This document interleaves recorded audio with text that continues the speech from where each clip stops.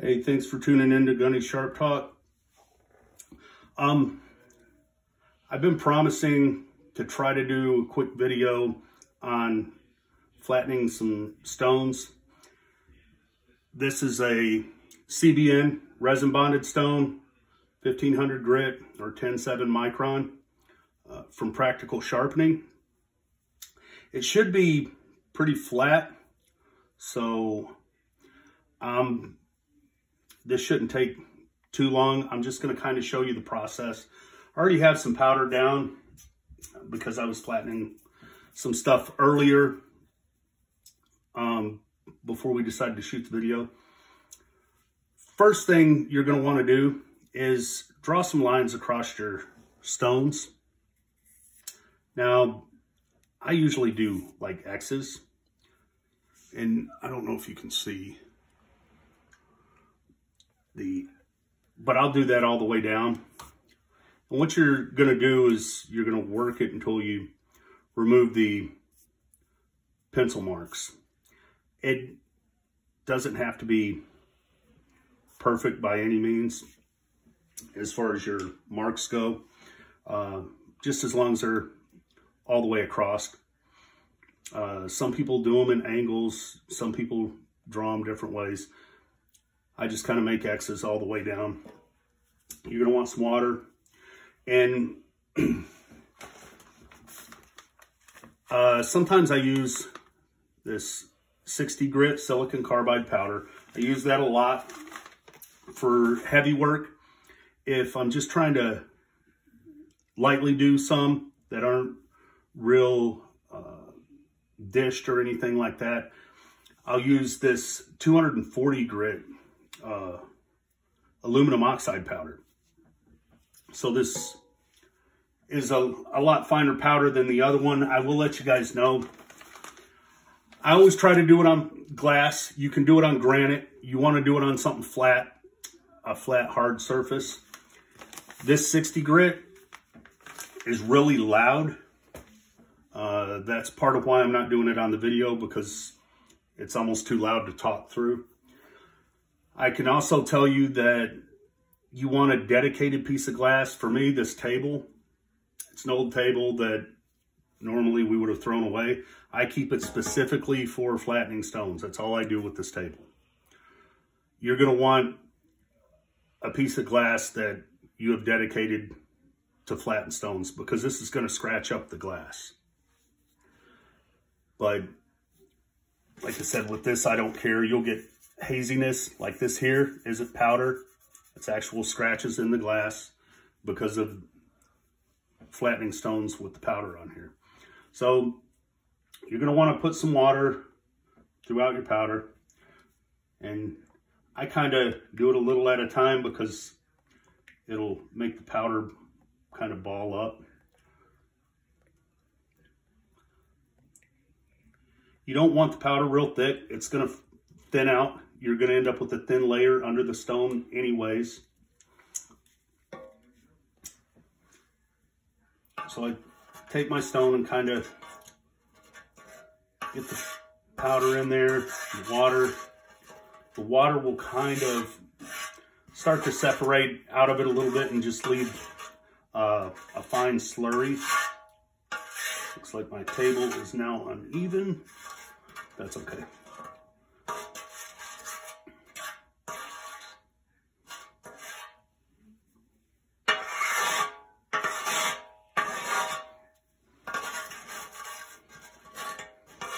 It's going to start out a little thicker than what it ends up, because this will, like I said, inevitably thin out. So when I'm flattening on the powder, I do like figure eights.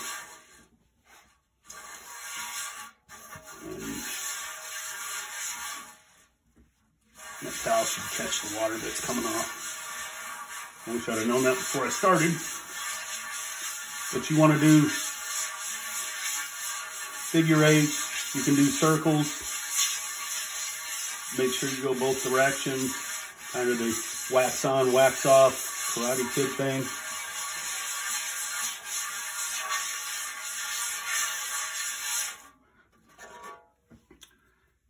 periodically check it.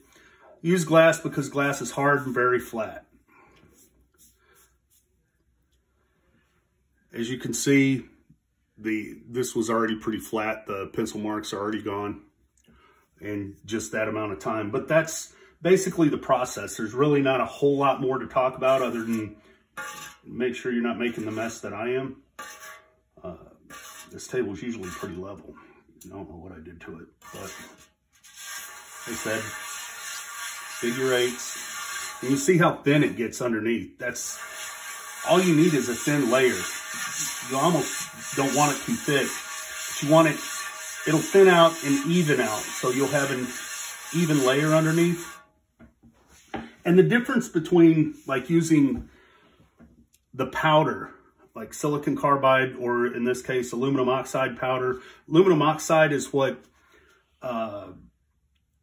the diamond matrix stones are suggested to be used with. I don't know that it matters. Maybe it does with their particular resin. With these resin bonded stones from Practical Sharpening, it doesn't. But the difference between like powder or using sandpaper, I don't like to use sandpaper to flatten, because if you get anything underneath it, you can get gouges and things like that. And that's the difference between like powder and using sandpaper or even a diamond plate. When you have a fixed abrasive, the abrasive digs in and it tears through. When you have powder, the abrasive will dig in, but as it rolls, it smooths out.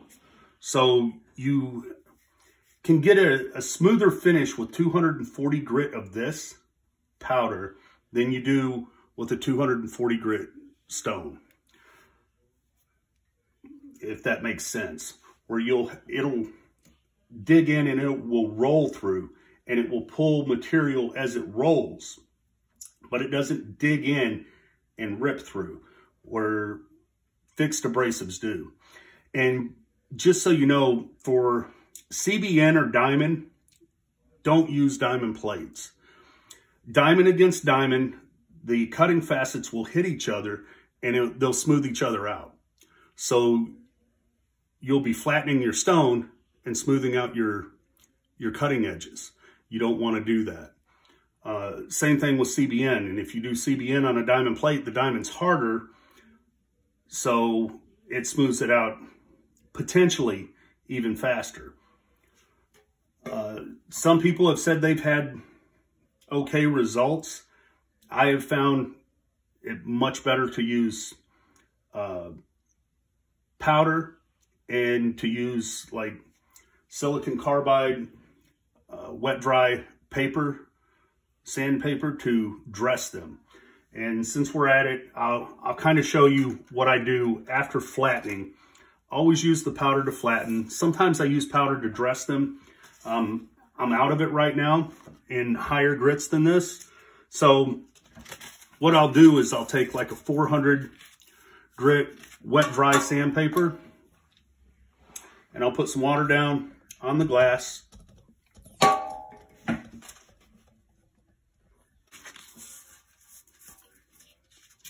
So I'll put some water down on the glass to help the paper stick to the glass. I'll put a little bit of water on the paper, and then I'll put some water on the stone. What I'm doing off camera is I'm wiping the stone off. So I'm wiping all the powder, that silicon carbide powder, off the stone so that I don't have any of that rougher grit. So this is a 400 grit sandpaper.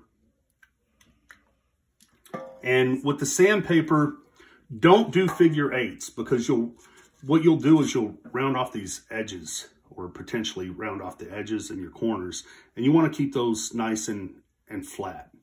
So on the sandpaper, just to dress it, I go back and forth this way, or I'll go this way, but I don't do circles or figure eights. And you can see the material coming off. and I will work my way up through the grit, kind of like working your way through the grit on a sharpening progression. So I'll go from 400 to like an 800.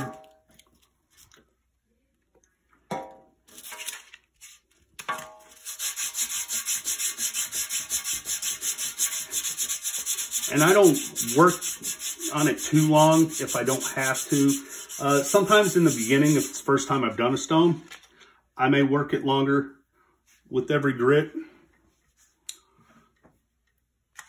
But I'm just working through the progression. Now on ceramic stones and things like that, it's not as necessary. It'll give you a better looking finish on your stone, but it doesn't necessarily change the finish on your bevel. Where I have noticed with the CBN and diamond resin bonded stones, it does make a difference, at least I have found for me, in the finish on my bevel. So what I'll do, this 1500 grit, well, since we're already there, I'll work it up to 1500 grit, and then I'll stop. So I work them up to as close to the grit that the stone is marked at as I can. Sometimes when you get into a 15 or 30,000 grit, the closest I have on hand sometimes is about 5,000 to 12,000. And you can get the higher grits at a auto body store or auto parts store. But you get a nice finish on it. You feel your stone. Feels nice and smooth. But I just wanted to do a quick video because I know I'd talked to a couple of you guys over the past few weeks about flattening stones. So I just kind of wanted to show you the process. Anyways, if you would, like and subscribe. And if you have any other ideas, go ahead, shoot me a message, leave me a comment, and we will get to it as soon as we can. Thanks.